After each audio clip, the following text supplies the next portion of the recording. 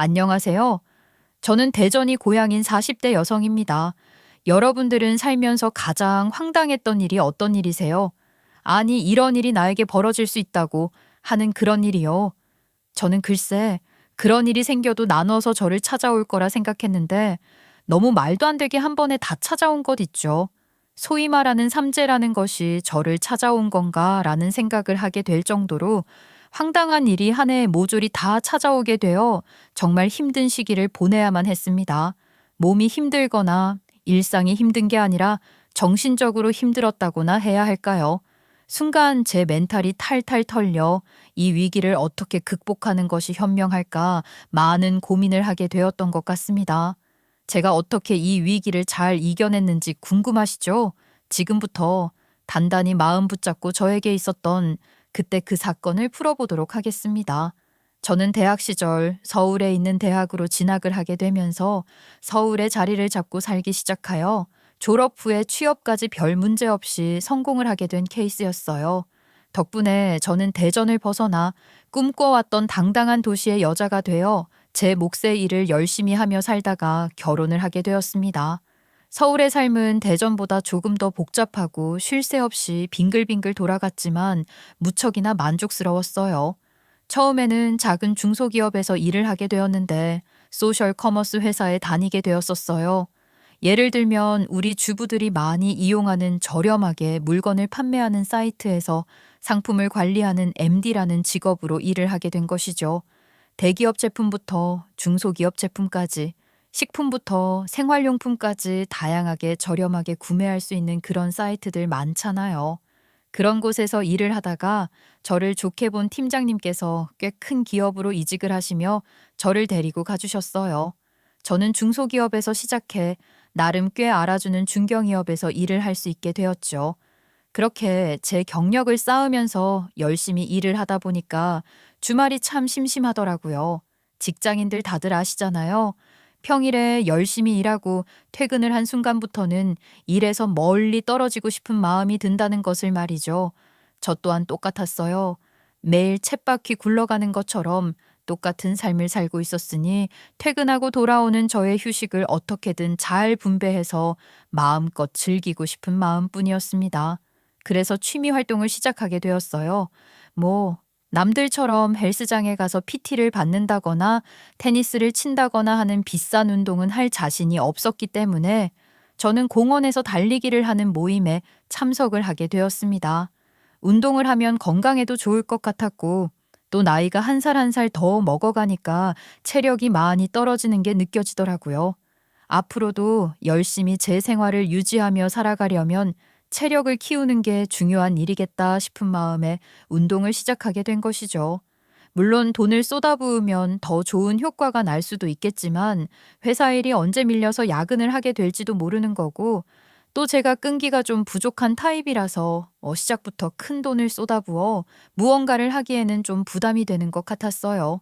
아무튼 그렇게 달리기 모임에 참여를 하게 되었고 매일 저녁 8시 30분에 만나서 공원을 1시간 정도 뛰기 시작했습니다. 달리기를 한 뒤에 집에 와서 씻고 누우면 하루의 피곤함이 싹 녹는 것 같고 너무 좋더라고요. 저는 돈 안 들이고 이런 운동을 할 수 있다는 게 너무나도 즐거웠습니다. 그렇게 그 달리기 동호회에 매일같이 참석을 하다가 하루는 주말에 회식을 한다는 소식을 듣고 갈까 말까 고민을 하다 자리에 참석을 하게 되었죠.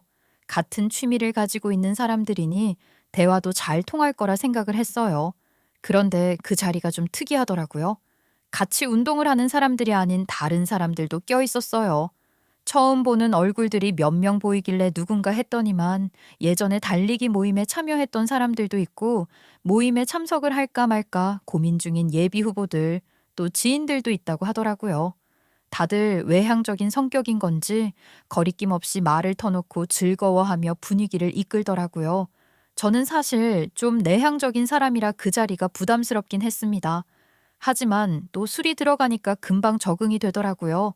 한참 그렇게 마시다 보니까 하나 둘 취했는데 저랑 같이 달리기를 하면서 꽤 친해진 여자 동생이 하나 있었는데 그 동생의 친구가 먼저 달리기 모임을 했다가 그만뒀었다고 하더라고요.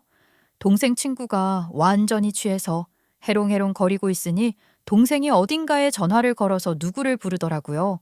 한 30분 뒤에 멀끔한 남자 하나가 동생 친구를 데리러 왔는데 앞불싸 너무나도 제 스타일인 겁니다. 동생의 옆구리를 콕콕 찔러서 저 남자는 누구냐? 하고 물었더니 자기 친구의 친오빠라고 하더라고요. 오랜 시간 한 동네에서 자라고 커서 잘 아는 사이라면서 말을 하는 거 있죠? 제가 너무 입을 떡 벌리고 쳐다봐서 그런 건지는 모르겠는데 동생이 저한테 물어보더라고요. 언니, 민준 오빠한테 관심 있어요? 제가 어떻게 자리 한번 만들어 볼까요? 언니도 나름 연봉 괜찮은 직업 가지고 있고 민준 오빠도 대기업 다니거든요. 둘이 잘 맞을 것 같기도 하고. 어떻게 괜찮으시면 선남선녀 커플로 한번 만들어 드려요? 얘는 얼굴 한번 본 거 가지고 무슨 아니야 아니야 됐어. 나 그런 자리 부담스러워서 싫어. 그렇게 거절은 했는데 뭔가 아쉬운 마음이 들더라고요. 하지만 그것도 잠시 또 기회가 생겼어요. 전부 다 같이 달리기 모임을 하는 동생 재희 덕분이었죠. 재희는 제가 민준 씨를 눈여겨보고 있다는 것을 느낀 건지 뭔지 은근히 저희 둘이 눈인사 정도는 할 수 있는 자리를 만들어 주었어요. 그렇게 재희 친구이자 민준 씨 동생과 어울려 만나며 민준 씨와 눈도장을 찍자 결국에는 이름, 나이, 회사 같은 기본적인 정보를 교환하게 되었고 휴대폰 번호도 교환을 하게 되면서 본격적인 만남을 시작하게 되었습니다. 저는 첫눈에 반했지만 민준 씨는 저를 몇 번 보고 난 뒤에 자꾸 제가 눈에 밟혔다고 하더라고요. 저희는 서로 통함을 느끼게 되었고 자연스럽게 나이가 있으니 연애까지 물 흐르듯이 하게 되었습니다. 30 중반에 만나 2년 동안 연애를 하게 되고 양가의 허락해 결혼을 하게 되었죠. 민준 씨는 더 이상 남자친구가 아닌 남편으로서 저희 옆을 든든하게 지켜주게 되었습니다. 결혼식을 올리는 날 제가 얼마나 행복했는지 모르겠어요. 결혼식 때 사진을 엄청 찍잖아요. 제 얼굴에 아주 웃음꽃이 활짝 피어 있더라고요. 사진 하나하나 얼마나 행복해 보이던지 입이 귀에 걸렸다는 말이 뭔지 알겠더라니까요. 신혼생활은 더더욱 행복했어요. 각자 살림도 나눠서 하고 서로에게 불평불만이 하나도 없었거든요. 시댁은 솔직히 좀 불편하긴 했지만 저에게 과한 걸 요구하시는 분들은 아니라서 어느 정도는 참을만 했어요. 3년 차까지는 시댁에서도 저를 귀한 며느리 취급을 해주셨거든요. 하지만 제가 출산을 하고 난 다음부터 미묘하게 시댁에서 저를 대하는 것이 달라지는 것 같은 느낌이 들었어요. 아이가 없을 때는 귀한 며느리 취급을 해주셨는데 아이가 생기고 나니까 모든 자비를 저에게 하나둘씩 떠넘기시더라고요. 제가 그걸 느끼게 된 것은 며느리들이 세상에서 제일 싫어한다는 명절이었습니다. 아니 도대체 명절만 되면 시댁은 왜 그렇게 갑질을 해대는 걸까요? 저는 정말 이해를 할 수 없었어요. 다른 사람도 아니고 자기 손주를 낳은 며느리를 왜 종 취급한 건지 모르겠더라고요.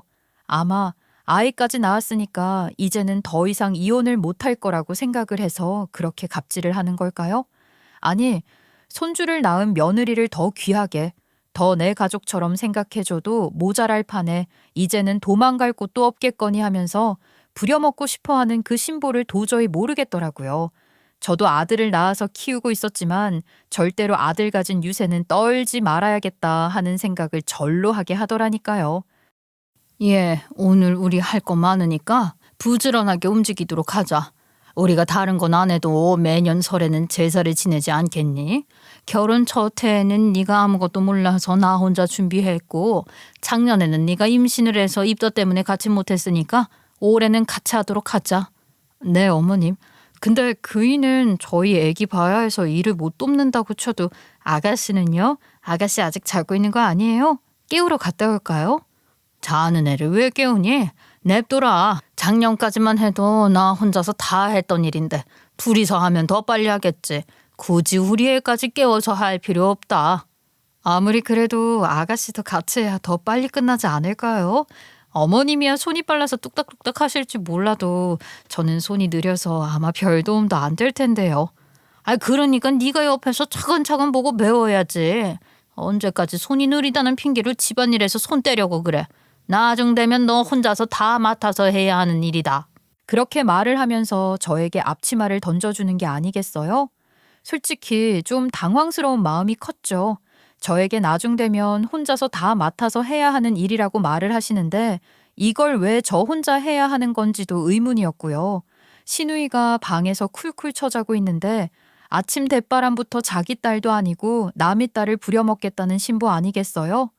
물론 며느리의 숙명이라면 어쩔 수 없는 거지만 시부는 신문 보고 계시고 남편은 저희 아이를 보고 시누는 자고 있고 일가 친척들도 1년에 딱 한 번 설에만 제사를 지낸다고 하니 다들 시댁으로 온다고 하는데 아침부터 와서 일손을 돕겠다는 인간들이 아무도 없는 게 말이 되냐고요.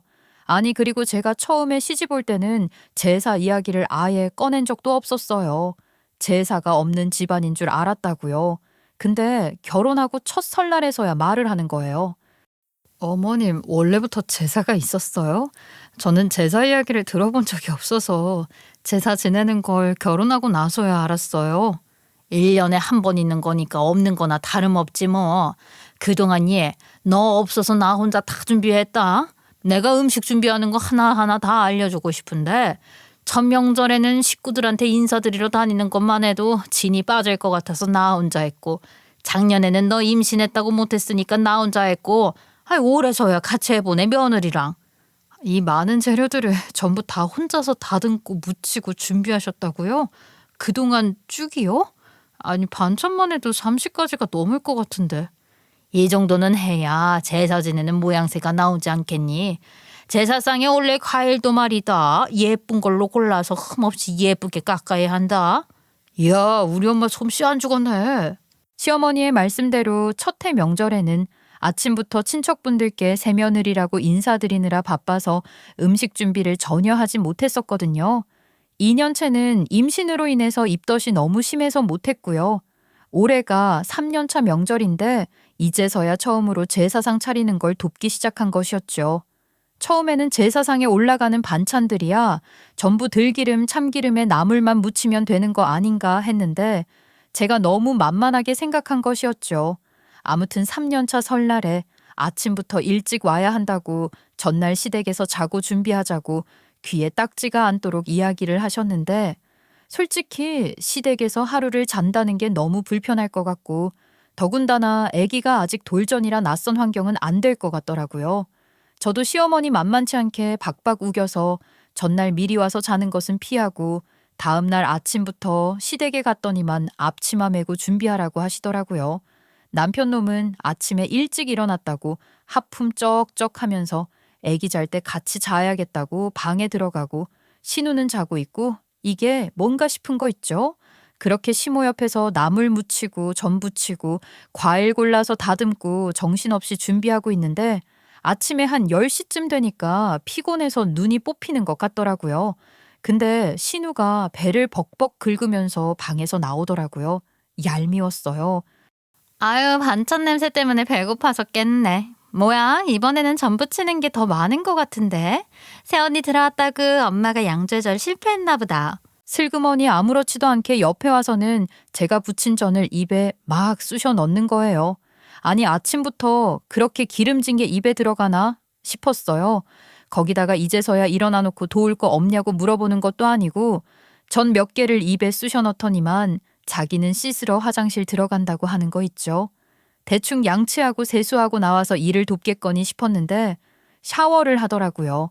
어차피 반찬하고 고기도 굽고 하면 냄새 다 뵐 텐데 왜 샤워를 하나 했어요.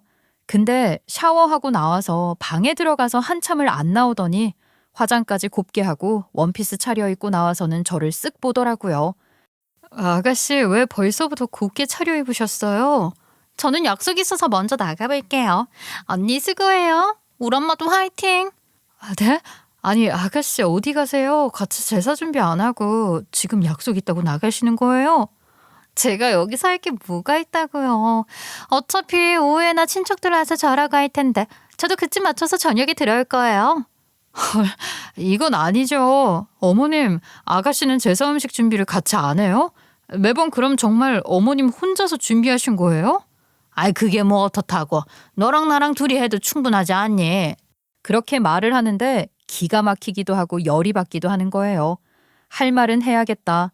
그냥 넘어가면 평생 나는 이 집에서 제사 음식이나 만들겠구나 싶더라고요. 어머님, 이거 누구 제사 지내는 건데요? 얘는 무슨 뚱딴지 같은 소리를 하고 그래? 박씨갑은 조상님들 제사 지내는 거지. 그쵸. 어머님네 조상님도 아니고 제 조상님도 아니고 박씨갑은 조상님 제사 지내는 건데 왜 박씨갑은 사람들은 아무도 일손을 안 도와요? 그러니까 나가려던 신우도 애랑같이 한숨 자고 나온 남편도 신문 보다가 TV 보고 계신 시부도 전부 저를 쳐다보더라고요. 시모가 황당했는지 말을 더듬으셨어요. 아니 우리는 며느리니까 당연히 일손을 도와서.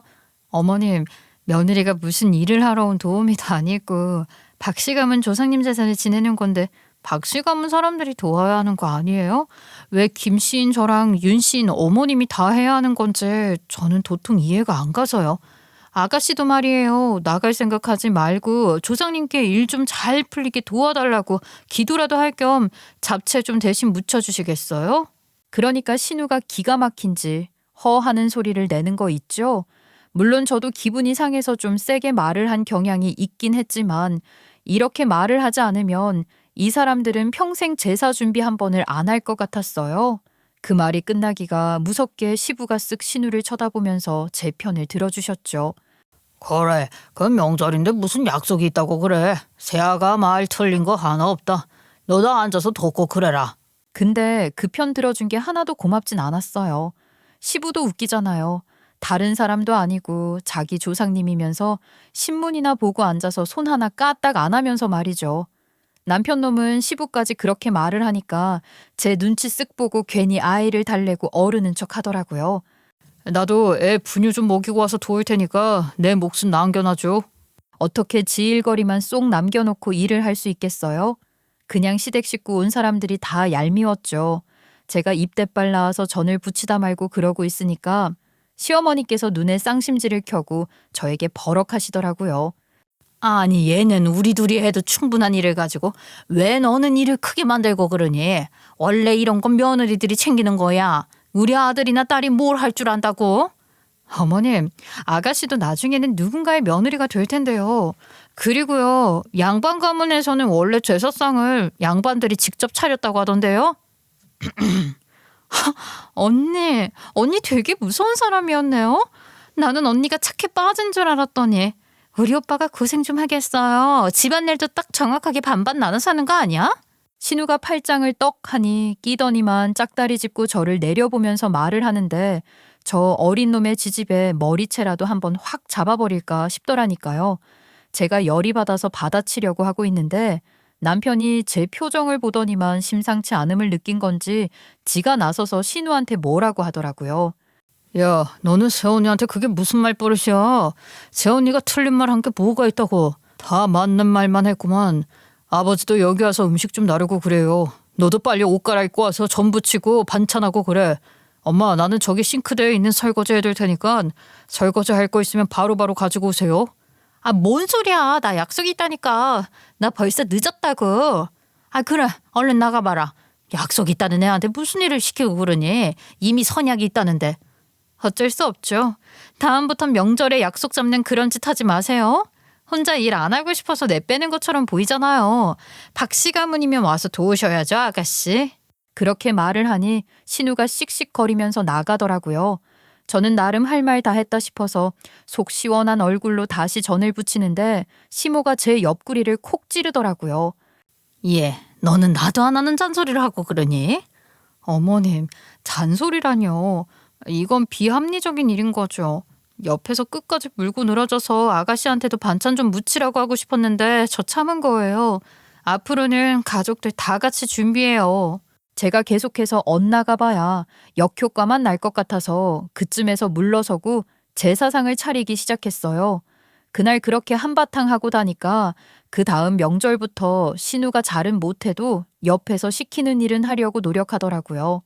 사실 이게 맞는 거 아니겠어요? 그 뒤에는 뭐 친척분들 와서 물어보는 거야 뻔하죠. 전국의 며느리들 정말 존경합니다. 저는 너무 힘들었거든요. 글쎄 매년 명절이 힘든 이유가 시어머니의 얼토당토 안 한 요구, 신우의 얄미움뿐만이 아니었어요. 시댁 친척들이 많다고 했잖아요. 기억력들이 안 좋으신 건지 저를 보고 매번 비슷한 질문들을 하시더라고요. 그래서 우리 조카 며느리는 무슨 일을 한다고 했지? 저는 소셜 커머스 기업에서 일을 하고 있어요. 소셜 커머스? 그게 뭐냐? 무슨 뭐 가게 같은 거야? 네, 비슷하긴 해요. 인터넷 쇼핑몰 같은 거예요. 근데 그렇게 이야기를 하면 태도가 싹 바뀌더라고요. 약간 깔보는 것 같은 그런 느낌 있죠? 제 남편이 대기업에 다닌다고 했었잖아요. 그러니까 제가 수준이 달린다고 생각하는 거예요. 그렇구나. 우리 조카 며느리가 시집 한번 참 잘 온 거네. 너는 인생 폈다. 남편이 다니는 회사랑 비교를 엄청나게 하는 거예요. 물론 저도 알기야 알죠. 남편이 다니는 대기업에 견주할 회사는 아니긴 하니까요. 그런데 솔직히 말해서 제가 다니는 회사가 일반 인터넷 쇼핑몰이랑은 다르다 이거죠. 왜 쿠땡, 티땡, 위메땡 이런 데 있잖아요. 그런 회사들을 전부 소셜 커머스 기업이라고 부르거든요. 저도 다들 알만한 회사 다니는데 대기업 다니는 남편한테 제가 마치 취직한 것처럼 이야기를 하면 속상하지 않겠어요? 대기업이 뭐라고 정말. 그렇게 뭐 시댁 팔은 안으로 굽는다고 제가 마치 엄청 딸리는 듯이 이야기를 하는데 저에게도 꽤 인생의 전환점이 될 만한 일이 일어나게 되었어요. 앞서 잠시 이야기를 했지만 저를 데리고 이직했던 팀장님 있죠? 팀장님이 퇴사를 할 거라고 하시더라고요. 팀장님이 퇴사를 하신다고요? 그럼 저는 어떻게 해요? 팀장님이랑 같이 일하면서 너무 좋았는데 아쉬울 것 같아요. 그치. 내가 좀 곰곰이 생각을 해봤어. 일을 해보니까 알겠더라고. 여기서 회사원으로 월급쟁이를 하면서 일하는 것보단 사업을 하는 게 좋겠다 싶더라고. 우리 팀장님이 오랜 시간 이 소셜 커머스에서 일을 했으니까 아는 사람이 엄청 많고 발도 넓단 말이죠. 저만 해도 거래처가 벌써 몇 갠데 팀장님은 당연히 더 많지 않겠어요? 그러니까 팀장님 입장에서는 본인 사업을 해서 소셜 커머스에 입점을 하는 게 오히려 돈이 더 되겠다 싶은 생각이 드셨나 봐요. 그러면서 저한테 조심스럽게 같이 일을 해볼 생각이 없냐고 물어보는데 지금 회사가 사실 경쟁업체가 너무 많고 대기업에서도 다 뛰어들고 하니까 일의 강도는 높아지고 더 저렴하게 물건을 가지고 와야 한다는 압박감이 있어서 스트레스가 점점 늘어나고 있었거든요. 근데 팀장님은 믿을만 한 사람이고 같이 일을 해보자면서 워라밸 딱딱 지키게 해주겠다니까 너무 고맙지 않겠어요? 게다가 육아휴직하고 복직한 지 얼마 안 돼서 좀 바뀐 환경에 적응하느라 힘들었는데 딱이다 싶더라고요. 몇 년 동안 믿고 따랐던 팀장님이기도 하고 당연히 팀장님께서 월급 보장만 해주신다고 하면 따라 옮기겠다고 했지요. 그때부터는 꽤 기분이 좋았어요. 제 사업을 하는 건 아니지만 얼마나 성장할지 모르는 회사의 창업 멤버가 되는 거니까 두근두근 거리더라고요. 이 사실을 시댁에서 밥 먹으면서 전하게 되었는데 심호 표정이 확 일그러지는 거예요. 왜 저러시나 했더니만 그 뒤에 줄줄이 쏟아지는 말을 듣고 저도 기분이 나빠졌죠. 완전 이름도 없는 회사에 들어간다고? 월급은 안 밀리고 줄 수 있다고 하냐? 아니 주변 사람들이 말이야. 항상 우리 아들이 더 좋은 자리에 장가갈 수 있었는데 아쉽다고 할 때마다 우리 회사 이름 대면서 며느리도 어디 빠지지 않는 회사 다닌다.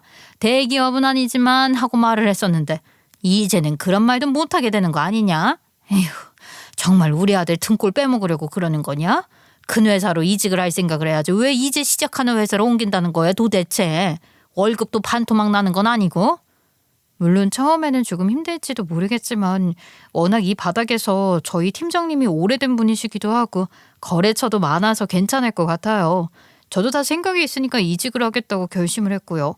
저도 마음 편안하게 일하고 싶어요. 지금 회사는 경쟁 심리가 다들 너무 세서요. 게다가 이 회사 가능성 충분히 있는 회사고 제가 여태까지 해온 일이랑 무관하지 않아서 잘할 수 있을 것 같아요. 아이고 이 답답아. 이제 우리 딸이 시집갈 시기가 되었는데 니들이 보탬이 되어줄 생각을 해야지. 아니 왜 점수를 깎아먹으려고 하는 거야? 아니 제가 이직을 하는 게 왜 점수를 깎아먹는 짓이에요? 제 회사가 아가씨 시집 가는데 무슨 보탬이 되어준다고. 너 당연한 거 아니니? 사돈 보기에 그게 모양새가 좋지 않겠어. 이름 없는 회사 다니는 것보다 당연히 이름 있는 회사 다니는 게 좋은 거지. 내가 이 말을 언제 꺼내야 하나 고민이 되었었는데 마침 잘 됐다. 무슨 일 있으세요? 다른 게 아니라 우리 딸이 결혼하겠다고 하는데 남자 쪽 집안에서 말이다. 집을 반반으로 구하자고 하더라. 얘가 모은 돈이 얼마나 있겠니? 그러니까 너네가 이름 있는 회사도 다니고 하니까 모아둔 돈이 좀 있을 거 아니야. 그래서 5억만 좀 보태줬으면 좋겠다. 네? 아가씨 시집을 가는데 500만 원도 아니고 5억을 보태라고요? 아니 반반 결혼을 하는데 왜 5억이나 돈이 들어요? 집이 무슨 20억짜리 집이에요? 왜 10억이 아니라 20억이라고 했냐고요? 당연한 거 아니겠어요? 적어도 시댁에서 신우 시집 가는데 신혼집 사는데 반의 반이라도 돈 보태줄 거잖아요. 우리 신우 직업 변변치 않아 카드 회사 다니는데 카드 회사 본사 직원 아니고 왜 그 밑에 인바운드, 아웃바운드 하청업체 있잖아요. 한마디로 텔레마케터로 일을 하고 있었다 이거예요. 카드 회사 고객들한테 전화 걸어서 대출 필요하면 대출해드린다 이런 거 하는 직원들 있죠? 그 일 하고 있었거든요. 근데 무슨 20억짜리 집을 사겠다고 한 달 월급 세금 떼면 200만 원이나 벌까 말까 한데 맨날 첫날 놀러 다닌 신우가 무슨 돈을 모았겠어요? 시댁에서 보태주는데 부족하니까 우리 보고 5억 보태라고 하는 건가 했더니만 그것도 아니더라고요. 20억은 무슨 10억짜리 집이니까 5억을 보태라고 하는 거지. 너는 그거 계산도 안 되니? 어머님, 그거야말로 말이 안 되는 거죠. 이건 집값을 보태는 게 아니라 저희 부부한테 사달라고 하시는 거나 다름없잖아요. 아니 반반 결혼을 하기로 했으면 그 정도는 어머님 아버님 능력으로 해줄 수 있으니까 동의한 거 아니에요? 그 말에 시모가 갑자기 밥 먹다 말고 숟가락을 탕소리 나게 내려놓더니만 저를 확 쏘아보시는 거예요. 너 말이다. 엘리트인 우리 아들을 채갔으면 그 정도는 당연히 아까워하지 말고 내놔야 하는 거 아니니? 내 며느리긴 하지만 솔직히 말해서 우리 아들에 비하면 깜냥도 안 되는 건 맞잖니. 대기업 다니는 우리 아들이랑 네가 비교나 되는 거야? 거기다가 개인 사업을 하는 회사로 이직을 하겠다고? 어머님께서 그렇게 말하시면 섭하죠. 저는 이직 조건이 잘 맞아서 가는 거고요. 물론 월급이야 줄어들 수도 있겠지만 실적에 따른 인센티브도 받기로 했어요. 그리고요, 제가 신생회사로 이직을 해도 아가씨보다 돈은 더 잘 벌 텐데요. 아이고 그래 잘 됐네.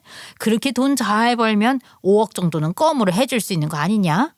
언니, 제 나이가 벌써 30 후반이에요. 저 지금 시집 안 가면 평생 노처녀로 뇌가 죽을지도 모르잖아요. 거기다가 제가 만나는 그 남자 정말 대단한 남자예요. 집안이 사짜 집안이라니까요. 변호사 집안 아들이라고요.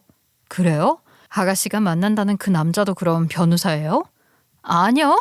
그 법률 사무원이긴 한데 그래도 변호사 사무실에서 일하는 건 똑같잖아요. 한마디로 변호사 사무실에서 일하는 사무원인 셈이더라고요. 변호사 사무실에 걸려오는 고객 전화 응대하고 서류 작성 보조하고 그런 일 하는 거 있잖아요. 물론 법률 사무원을 얕잡아 본다거나 그럴 생각은 없지만 그 남자 집안은 대단할지 몰라도 그 남자는 별 볼 일 없는 사람인 셈 아니겠어요? 근데 무슨 반반 결혼에 10억짜리 집에서 시작을 하겠다는 건지 좀 이해가 안 되더라고요. 각자 자기 형편에 맞춰서 시작을 하는 거지. 그 남자 집안이 변호사 집안이라고 고개 숙여 들어갈 필요가 있나요? 제가 딱 들어도 가치가 없는 말이다 싶어서 무시하고 밥을 먹고 있는데 신우가 징징거리기 시작하더라고요. 언니, 그 변호사 사무실이 아버님이 운영하시는 변호사 사무실이라고요. 그러니까 우리 예비신랑은 평생 직장에 다니고 있는 셈이죠. 월급도 다른 사무원들보다 많이 받고 그리고 제가 어디 변호사 집안에 시집이나 갈 수 있겠어요? 나이도 많은데. 이번이 진짜 마지막이란 말이에요. 그러니까 저한테 5억만 좀 투자한다 생각하고 보태주세요. 그쪽에서 집을 반반해오라고 하는데 어떡해요 그럼? 그래 다른 사람도 아니고 네 시누이지 않니? 우리 딸이기도 하고 너네는 둘 다 모아둔 돈 좀 있을 거 아니냐? 이런 거에 아까워하지 말고 박씨가문 조상님들이 제살 잘 지냈다고 좋은 기회 준 거니까 무조건 잡아야 하는 거다. 사돈이 변호사면 얼마나 좋아? 그러니 5억만 마련 좀 해둬라. 아니 5억이 네 집 개 이름도 아니고 갑자기 내놔라 하면 뚝 떨어져요 어머님? 못 드려요. 저희도 그만큼 못 모았어요. 그렇게 말하고 신우가 조르던 시모가 뭐라 하던 싹 무시하고 밥만 먹고 집에 와서는 시댁 식구들에게 오는 연락 전부 다 씹어버렸어요. 그런데 그때부터 시어머니께서 엄청 치사하게 나오는 게 아니겠어요? 사람이 어찌나 피를 말리던지. 시댁이랑 저희가 사는 동네랑 멀지 않은 곳에 있었거든요. 집까지 찾아와서 5억 맡겨둔 사람처럼 5억 좀 달라고 말을 하는데 집에 있는 게 힘들 정도였어요. 제가 이미 팀장님이 만들 회사로 이직을 하기로 결정을 해서 사표를 냈거든요. 이직 준비까지 시간이 좀 남아서 아이 어린이집 엄마들이랑 브런치 타임도 즐기고 여유를 좀 가지고 생활하고 있었는데 어찌 알았는지 그 자리까지 찾아와서는 저에게 보따리 내놔라 하는 거죠. 예, 대기업 다니는 우리 아들이랑 비교되게 이제 막 시작하는 사업장 다니게 될 거면서 시댁에 감사한 줄도 모르고 신우 시집 가는데 보탬을 안 준다는 게 그게 말이 되니? 어이구 참 보는 눈도 없다. 사돈집이 글쎄 법조계 집안인데 언제 어떻게 도움을 받을지 모르는 건데 네가 도와주면 우리가 나 몰라라 하겠어? 아이고 애기 엄마들 이렇게 짠순이랑 어떻게 친구해요? 우리 며느리가 나서서 밥 한 번 산 적 없죠? 그 말을 듣는데 얼굴이 얼마나 달아오르던지 부끄러워 죽는 줄 알았어요. 애 엄마들도 황당해하고요. 그 와중에 예비사위가 일하는 변호사 사무실이라고 나중에 이혼할 일 있거나 유산 분쟁 일어나거나 하면 연락 좀 주세요. 하는데 미친 사람인 줄 알았다니까요. 애까지 낳고 잘 살고 있는 사람들에게 이혼을 운운하다니 그게 말이나 되는 소리냐고요. 제가 하다 안 되겠어서 신우랑 단판을 지어야겠다 싶었는데 신우 인연이 글쎄 결혼한다고 주변에 말을 하고 다녀야 돼서 시간 없다고 난리더라고요. 일부러 저를 피하는 것 같은 기분이 딱 들었죠. 시모를 앞장 세워서 돈만 뜯어가고 싶겠죠. 아가씨, 아직 결혼까지 시간도 남았는데 벌써부터 무슨 결혼한다고 말을 하고 다녀야 된다 그래요? 청첩장 나오면 그때 돌리면 되는 거 아니에요? 저랑 만나서 이야기 좀 해요. 언니, 모르셨구나. 결혼이 3개월밖에 안 남았는데 미리미리 돌려야죠. 제가 친구가 오죽 많아요. 거기다가 청첩장도 곧 나와요. 아니, 결혼 날짜를 언제 잡았어요? 나는 전혀 모르는 이야기인데요. 그러니 신우가 당황하는 거예요. 제가 꼬치꼬치 캐물었더니만 그제서야 말을 하는데 기가 막히게도 제가 지난달 주말에 대전에 있는 우리 친정에 가서 애기랑 둘이 1박을 하고 왔거든요. 남편이 친정 안 간 지 오래된 거 아니냐고 대전까지 직접 데려다 줬단 말이죠. 근데 그날 상견례를 했다는 거예요. 저만 쏙 빼놓고요. 도대체 뭐가 그렇게 숨길 게 많아서 저만 안 부른 건지 어이가 없더라니까요. 이게 말이나 되는 소리냐고요. 어떻게 상견례 자리에 며느리를 빼고 그리고 사돈댁에는 제가 아파서 못 온다 했대요. 그렇게 저만 왕따 시키는 것도 아니고 저한테 비밀로 상견례를 해놓고 한 달이나 속이고 있었다는 게 너무 황당했어요. 상견례 자리에 불러주지도 않았으면서 하루 종일 저한테 5억을 내놓으라고 말을 하는 게 상식적으로 말이 되는 소린가요? 남편 놈도 그래요. 지도 동의를 했으니까 저를 대전에 데려다주고 왔을 거 아닙니까? 정말 정신이 쏙 빠지는 줄 알았죠. 시댁에서는 비빌 언덕이 저밖에 없는 건지 돈 줘라 하지. 저는 또 새로운 회사에 출근을 하게 되면서 적응하느라 바빠 죽겠지. 정말 지금이 몇 시인지 며칠인지도 모르고 지내고 있었는데 신우랑은 연락이 계속 안 되니까 제가 답답해서 결국 묘수를 쓰게 되었어요. 그리고 저는 시댁으로 찾아가게 되었습니다. 제가 시댁에 당장 가겠다고 일방적으로 통보를 하고 방문을 했더니만 그 사이에 미꾸라지처럼 내뺑언지 신우가 집에 없더라고요. 제가 가서 신우 찾으려고 두리번거리니까 시모가 제 앞에 와서는 손을 딱 내밀더라고요. 아가씨는 그 사이에 나간 거예요? 어머님, 이 손은 뭐예요? 왜요? 왜긴 왜야. 너 오늘 우리한테 5억 주려고 찾아온 거 아니냐? 줄 거면 뜸들이지 말고 빨리 줘라. 생색내게 따로 있지. 결혼이 코앞인데 집부터 계약을 해야 혼수도 사고 하지 않겠어? 그 말에 진짜 답 없는 사람들이다 싶어서 제가 미리 준비해갔던 서류 봉투 하나를 시모 손에 쥐어주었습니다. 이게 뭐냐는 얼굴로 보시더라고요. 돈이 들어있다고 하기엔 너무 가벼웠고 또 수표를 덜렁 넣어왔다고 하기엔 너무 큰 서류 봉투였으니까요. 제가 웃으면서 열어보라고 하니까 시모가 봉투를 미심쩍어 하면서 얼어보시더라고요. 안에 든 서류를 확인더니만 이게 뭐냐는 얼굴로 저를 보길래 저도 말했죠. 어머님, 그거 보고 딱 느낌 오는 거 없으세요? 상견례도 저 빼놓고 하셨던데 제가 비밀을 다 폭로할까봐 그런 거죠? 그랬더니 시모 얼굴이 아주 보기 좋게 구겨지더라고요. 그게 뭐였냐고요? 바로 신우의 대학 졸업 증명서와 지금 다니고 있는 회사 계약서 같은 거였어요. 일단 그게 왜 필요한 서류인지 또 이걸 어떻게 손에 넣었는지 궁금하시죠? 전부 제희 덕분이었습니다.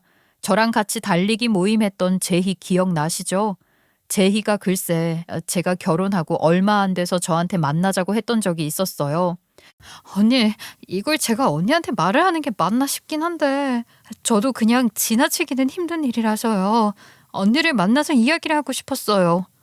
무슨 일인데 그래? 나랑 관련된 아주 중요한 일이야? 얘, 너 표정이 너무 심각하니까 무섭다. 다른 건 아니고요. 사실 이걸 언니한테 말을 하는 게 맞는지 모르겠는데 민주가 저한테 300만 원을 빌려가는데 안 갚아서요. 그 돈이 저한테는 꼭 필요한 돈이거든요. 그래서 언니가 대신 갚아주실 수 있는지 물어보려고요. 우리 아가씨가 제이 너한테 300만 원을 빌려가서 안 갚는다고? 네, 제가 심지어 민준 오빠한테도 말을 했고 어머님 아버님한테도 말을 했는데 다들 하나같이 민주한테 받으라고 왜 그걸 우리한테 이야기하냐고 그러는 거 있죠. 민준 오빠는 언니한테 물어봐야 한다고 하면서 여태 연락 한 통 없었고요. 제가 오죽하면 언니한테 찾아왔겠어요. 아가씨랑은 연락이 안 되는 상태고 제 전화 차단해둔 것 같아요. 연락도 안 받고 집에 찾아가도 없고요. 저 그 300만 원으로 월세도 내야 하고 민주가 일주일 안으로 갚는다 해서 빌려줬던 건데 벌써 몇 개월이나 됐어요. 제가 언니한테 어렵게 이야기 꺼내는 거예요. 그래서 제가 일단 300만 원을 대신 갚아줬었거든요. 그렇게 딱하게 이야기를 하는데 제가 어떻게 모른 척 할 수 있겠어요. 게다가 저랑 남편을 이어준데 가장 큰 공을 승해 제희이기도 했고요. 대신 갚아준 이후에 시댁에 가서 신우한테 잔소리를 좀 했죠. 아가씨, 제이한테 빌려간 돈을 왜 안 갚아요? 제가 대신 갚았으니까 돈 벌어서 저한테 갚으세요. 그걸 왜 언니 마음대로 갚고 나한테 돈을 달라고 그래요? 제가 여태까지 제이한테 사준 밥이랑 술값만 따져도 그 정도는 될 텐데. 전 몰라요. 언니가 갚은 거니까 언니 알아서요. 그렇게 말을 하면서 모르소해 하는데 미친년이구나 싶더라니까요. 아무튼 저는 신우한테 돈을 못 받았고 제희는 저에게 빚진 기분이 든다고 했어요. 제가 그렇게 생각하지 말라고 했는데 미안해 하더라고요. 아무튼 그 뒤에 상견례를 저 빼놓고 했다는 소리에 너무 열이 받아서 스트레스도 풀 겸 저녁에 오랜만에 달리기를 하러 나갔다가 제희를 보게 된 거예요. 제희는 계속 달리기 모임을 하고 있었더라고요. 300만 원 갚아준 이후에 연락을 서로 잘 못했었는데 오랜만에 만나서 이야기를 나누게 된 거지요. 그 300만 원 사건 이후에 제이도 신우랑 연락을 안 하고 지냈는데 신우가 지 결혼한다고 결혼식장 와줄 거지? 하면서 찾아왔다고 하더라고요. 황당하죠. 근데 하늘은 정말 제 편인 건지 그때 알게 된 거예요. 신우가 글쎄 카드 회사에 다니고 있다고 했잖아요. 근데 인연이 사돈 집안에는 카드 회사인 걸 숨기고 대기업인 척하고 있었던 거예요. 보통 대기업에서 신용카드 사업도 하고 있잖아요. 거기다가 글쎄 나온 학교도 유명 대학에서 운영하는 학점은행제인데 학점은행제인 걸 숨긴 거 있죠. 마치 유명 대학을 졸업한 것처럼 완벽하게 숨기고 있었던 거죠. 법조계 집안이랍시고 자기 수준을 높여야지만 시집갈 수 있을 거라 생각을 한 건지 학력 위조까지 한 거예요. 그 이야기를 제희에게 전해 듣는데 얼마나 어이가 없던지요. 어머, 그럼 지금 우리 아가씨가 대학도 뻥치고 회사도 뻥쳤다고? 아니 금방 들통날 거짓말을 왜 해? 대학이야 그렇다 쳐도 회사는 바로 들키는 거 아니야? 저도 그래서 물어봤죠. 그러니까 걔 말이 어차피 결혼해서 바로 임신할 거고 임신하면 직장 그만둘 거라서 속일 수 있다고 하더라니까요. 대학도 그렇게 학생이 많은데 일일이 어떻게 찾아볼 거냐고. 결혼할 때 졸업증명서 들고 하는 거 아니지 않냐고요. 상관없다는데 진짜 뻔뻔하더라고요. 결혼식장에 대학 동기가 하나도 안 오면 바로 티날 텐데 아가씨도 엄청 철이 없다 철이 없어. 이를 어쩌면 좋아. 그래서 저한테 부탁을 하더라니까요. 같은 대학을 나온 척 해달라고요. 아니면 같은 대기업에 다니고 있는 척 좀 해달라는 거 있죠? 예비남 편이 의심하면 안 된다고요. 언니, 저 진짜 열받아 죽겠어요. 그렇게 뻔뻔한 기집애가 사짜 집안에 시집간다고 어깨 바짝 올리고 남들 깔보는데 기를 확 눌러주고 싶더라니까요. 제가 이런 이야기를 할 사람이 언니밖에 없어요. 그럼 우리 아가씨 기를 한번 싹 눌러줄까? 어떻게 해요? 언니한테 뭐 좋은 방법이라도 있어요? 제가 제희에게 부탁을 좀 했죠. 제희네 사촌이 중소기업을 운영하고 있었는데 제희가 신우한테 주말에 알바 자리 있다고 해볼래? 하고 말을 꺼내게 시켰어요. 신우가 결혼을 하려면 돈이 필요한 상태였으니까 제 예상대로 신우는 단박에 오케이 했고요. 제희는 대학 졸업 증명서랑 지금 다니는 회사 재직 증명서 같은 거 있으면 가지고 오라고 한 거죠. 사실 단기 아르바이트 하는데 그런 게 필요한 건 아니지만 일부러 증거를 얻어내려고 그런 거짓말을 치게 만든 겁니다. 신우는 별 의심 안 하고 인터넷에서 바로 발급되니까 떼서 줬다더라고요. 그리고 그 서류를 제희는 저한테 넘겨주었습니다. 그 서류가 바로 시모손에 들려있는 서류였어요. 그래서 이 서류로 뭐 어쩌려고? 설마 지금 이걸로 뭘 해보겠다는 거니? 아가씨가 대기업에 다니고 있다고 사돈 집안을 속였다면서요? 학교 이름도 속이고 법조계 집안 사람들이라는데 이런 걸로 사기친 거 알면 결혼 사기로 소송이라도 걸리는 거 아니에요? 원래 그런 사람들이 더 악착같이 물고 늘어지는 법이잖아요. 그리고 애초에 집도 10억짜리 집 아니라면서요? 집은 워낙 가격이 변동되니까. 그렇다고 10억짜리 집이 하루아침에 6억이 되겠어요? 대기업에 다닌다고 속여서 월급 들통날까 봐 일부러 저한테 돈 좀 더 받아가려고 한 거라면서요. 대기업 몇 년 차인데 통장에 그 정도 돈도 없을까 소리 들을까 봐요. 저한테 가져간 돈으로 월급인 척하려고? 아니 우리 딸 사짜 집안에 시집 가는데 그 정도는 있어야 마음의 여유가 생기지 않겠니? 그리고 아니 그게 왜? 네가 돈만 주고 입만 다물면 우리 딸 법조계 집안에 시집 갈 수 있는데 그걸 말하겠다고? 예, 너도 생각 좀 곱게 해봐라. 이게 우리 딸한테만 좋은 거야? 우리 집안에 득이 되는 거야. 어차피 임신하면 일 그만두기로 했다니까 회사 속인 거야 문제 안 된다. 어머님, 아무리 그래도 이런 거 하나하나 거짓말이 치는 건 좀 아니죠. 사람을 속여서 그 자리에 앉으면 뭐가 돌아오는데요? 내가 너한테 이런 훈계를 들어야겠니? 내가 5억만 주면 된다고 그렇게 이야기를 했는데도. 그리고 우리 아들이 대기업 다니는데 그 정도도 못 해줘? 네가 다니는 그 얼토당토한 회사랑은 비교도 안 되는 째바리가 안 되는 대기업인데 그것도 못 해준다는 게 이게 말이 되니? 어? 진짜 자꾸 제 회사 무시하시면서 대기업 타령하시는데 저도 더 이상은 못 참겠어요. 그 잘난 아들 대기업에서 잘린 지가 언젠데 아직도 대기업 타령을 하세요. 뭐라고? 우리 아들이 대기업에서 잘렸다고? 이게 무슨 소리야? 사실 우리 남편 실직자 된 지 1년 딱 채웠거든요. 제가 육아휴직을 다 안 쓰고 복직을 한 이유가 남편 때문이었어요. 남편은 회사에서 엄청난 실수를 저질렀는데 이게 거래처 돈 정산 문제랑 연관이 되면서 회사에서 손실을 떠안게 되었고 남편이 결국 퇴사를 하는 걸로 마무리를 짓게 되었거든요. 퇴직금으로 손실을 막기로 했기 때문에 그동안 일하면서 쌓아둔 퇴직금도 못 받게 되었죠. 결국 남편이 실직자 되고 아이를 온전히 돌보기로 하고 제가 나가서 일을 하게 된 것입니다.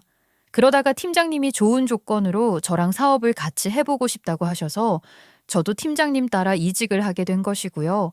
제가 자리 잡으면 남편 우리 회사에 시다바리로 취직이라도 시켜보려고 생각했었거든요.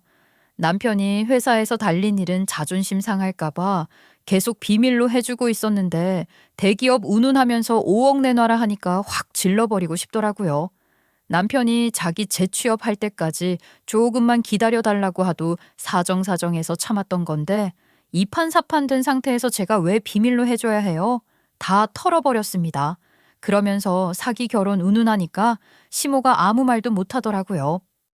헐, 오빠가 대기업에서 잘렸다고? 그럼 진짜 5억을 못 해준다는 거야?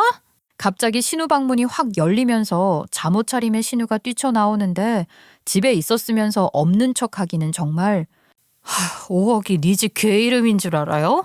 그이 실직자고 아가씨는 저한테 갚아야 할 300만 원도 있잖아요. 제가 제이한테 대신 갚아준 그 돈 아가씨가 저한테 주셔야죠. 아니 언제적 일을 끄집어내는 거예요. 아 진짜 벌써 몇 년 전 일인데. 제가 제이한테 증거 다 받았거든요. 아가씨가 갚겠다 해놓고 안 갚은 내용부터 시작해서 제이가 아가씨한테 돈 송금한 기록까지 다 있으니까 제가 전자소송이라도 걸어야겠어요. 아니 갑자기 무슨 가족끼리 소송 이야기까지 나오고 그래. 이제 곧 결혼할 우리 딸 괜히 망신 줄 생각하지 말고 좀 참아라. 얘 300만 원은 나중에라도 갚을 수 있는 돈 아니니? 아니면 그 5억에서 300만 원 빼고 주면 되잖니. 5억 못 드린다니까요? 정말 왜 그러세요? 아니 있어도 안 줄 거지만 없어서 못 준다고요. 얘 왜 그러니 정말. 우리 애가 법조계 집안에 시집 가면 나중에 너 그 이직한 회사 변호사 필요할 때 얘가 도움 줄 수도 있고 우리 서로 잘 먹고 잘 살자고 하는 일이잖아. 서로 잘 먹고 잘 살자면서 왜 제 돈만 뜯어가려고 하세요? 절대 못 주니까 알아서들 하세요. 언니 진짜 나 한 번만 살려줘요. 나한테 5억이라는 돈이 어딨어요? 그러면 3억이라도 좀 해줘요. 그래 우리가 욕심 안 내고 딱 집값만 받으마. 그거라도 해줘야 우리 딸이 사자 집안에 시집을 가지. 제발 어디서 돈 좀 못 구해오니? 우리 딸 나이도 꽉 찼는데 언제 시집 가니? 제가 그 돈을 어디서 구해와요? 구해올 수 있다고 해도 아가씨 뭘 믿고 그 돈을 주냐고요. 300만 원도 없어서 안 갚아놓고선. 그럼 내가 어떻게든 구해볼 테니까 제발 비밀로만 해줘라. 우리 애가 회사 속이고 학교 속인 거 말이야. 글쎄요. 제가 워낙 입이 싼 편이라 잘 모르겠네요. 언니 그건 진짜로 비밀로 해줘. 내가 앞으로 언니 귀찮게 안 할게. 300만 원? 그거 바로 갚아줄게. 나 알바해서라도 갚을게. 언니 제발 잘못했어. 그래 돈 안 줄 거면 비밀이라도 좀 지켜줘라. 응? 일단 저한테 300만 원 먼저 갚으면 생각해 볼게요. 돈을 받아야 소송이라도 안 걸죠. 그랬더니 시모랑 신우랑 둘 다 눈치 한번 쓱 보더니만 저에게 300만 원을 송금해 주더라고요. 그 뒤로 저는 딱 잘라서 돈 달라고 하지 말아라. 시집 갈 돈도 없으면서 무슨 시집을 가려고 하냐. 나도 3억은 못 구해준다. 말을 하고 집으로 왔죠. 남편에게도 대기업에서 잘린 사실을 시댁에 말했다고 했고 더 이상 3억이든 5억이든 그 문제로 말 안 나오게 해달라고 했어요. 남편 꿀먹은 번거리 됐죠. 회사도 잘린 마당에 데리고 살아주는 게 누군데 지가 말을 얹겠어요.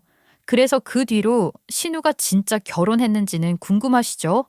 이 거짓말이 그렇게 오래 갈 수 있겠어요? 그 집안이 법조계 집안이라고 했잖아요. 다들 난다긴다 하는 대학에 나왔을 거 아니겠어요? 신우가 명문대에서 운영하는 학점은행제를 나왔는데 그 수준을 어떻게 따라가겠냐고요. 신우네 예비시댁 식구들이랑 다 같이 밥 먹는 자리에서 신우가 말한 대학 동문인 사람이 있었나 봐요. 그 교수 아직 있냐? 어느 과 몇 학번이냐 하는데 신우가 대답을 제대로 못해서 어버버 거리니까 진짜 그 대학 나온 거 맞냐고 의심이 들기 시작한 거죠. 법조계 사람들인데 신우가 구라친 거 하나 못 잡아냈겠어요? 대학 속인 건 물론이고 회사 속인 것까지 들통나는 바람에 나가리 됐습니다. 손 안 대고 코 푼다는 게 이런 건가 봐요. 그러길래 사람이 정직하게 살아야지. 거짓말은 왜 치냐고요. 그런 배경만 따지면서 결혼하면 행복하게 살 수 있을 것 같나요? 멍청한 인간 같으니라고. 신우는 지금 완전히 망했습니다. 학벌, 직업 거짓말 칭어 걸리고 나서 그쪽에서 사기 소송 건다고 하더니 진짜 걸었다는 거예요. 신우는 그냥 그쪽에서 기분 상해서 겁주게 하는 건 줄 알고 아무 대처도 안 하고 있다가 발등에 불 떨어진 거죠. 이 망할 인간들이 어떻게 나한테 사기 결혼으로 소송을 걸어? 아니 내가 뭐 돈을 뽑아먹어서 뭘 어쨌다고 나한테 이래. 변호사 그거 선임해야 하는 거 아니니? 얘 어디 변호사 사무실 아는 데 없니? 변호사 선임비라도 좀 빌려다오. 내가 진짜 하다 쪽팔려서. 그러니까 애초에 왜 직업이랑 학벌을 속이고 그래. 우리 마누라한테 갑질은 왜 했고 우리도 더 이상은 못 도와주니까 그런 줄 알아요. 몰라. 엄마랑 민주 때문에 나까지 집에서 쫓겨나면 어떻게 할 거야. 두 번 다시는 우리한테 이런 거 요구하지 말라고요. 물론 뭐 신우 말대로 그냥 겁주기용이었는지 이게 돈이 걸린 결혼 사기 같은 게 아니라서 딱히 처벌을 받지는 않았지만 소송장이 집에 날아오니까 신우 멘탈은 탈탈 털린 것 같더라고요. 거기다가 남편이 갑자기 제 편을 들면서 그러길래 우리 마누라 왜 서운하게 했냐. 너는 벌 받아야 한다. 도움 요청하지 말아라 하고 있으니까 시모랑 신우 둘 다 아무 말도 못 하더라고요. 제가 말할 땐 박박 우겨대더니만 남편 한마디에 이렇게 조용해질 줄 누가 알았겠어요. 남편 놈은 저에게 잘 보여야 할 이유가 충분한 인간이었으니 그렇다 치지만요. 신우는 결국 소송에서 지진 않았지만 쪽팔림을 얻을 수밖에 없었죠. 시집 한번 잘 가려고 학벌, 직업 거짓말 쳤다가 들켜서 파혼당했다고 온 동네에 소문 쫙 났거든요. 이래서 사람 평소 행실이 중요한 거라니까요. 지 분수에 맞는 사람을 만나야지. 왜 이런 걸로 욕심을 부리는 건지. 시부까지도 쪽팔리다가 난리 나서 신우랑 시모 둘 다 찍소리도 못하고 저한테는 더더욱 잔소리 못하는 중이랍니다. 이게 얼마나 더 갈지는 모르겠지만 남편이 실직자라 제가 꽉 쥐어잡고 있으니 아마 앞으로도 저를 건드리긴 어렵지 않을까요? 육아 하나는 기가 막히게 잘하는 남편 보면서 면죄부 딱 한 번만 더 주고 살아보렵니다. 제 이야기 들어주셔서 감사합니다.